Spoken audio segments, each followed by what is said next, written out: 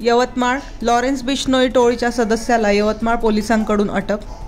नाशिक इगतपुरी तालुक्यात मान्सूनपूर्व पावसाने शेतकऱ्यांचे लाखोंचे नुकसान. अमरावती अंजनगाव येथे रस्त्यावरील खड्ड्यांबाबत प्रहारचे शोले स्टाईल आंदोलन. धुळे मनसेचे कचरा आंदोलन, मनपाच्या अधिकाऱ्यांना दिला कचरा भेट. बीड पाटोदा येथील व्यापारी संजय कांकरिया यांनी गळफास घेऊन केली आत्महत्या. मुंबई प्रताप सरनाईक यांच्या हिंदी भाषा प्रेमावरून वाद. बीड राष्ट्रीय खेळाडू अविनाश साबळे यांच्या गावात रस्ताच नाही, थेट मोदींना साकडे. सिंधुदुर्ग राज उद्धव येण्याने फरक पडत नाही, नारायण राणे.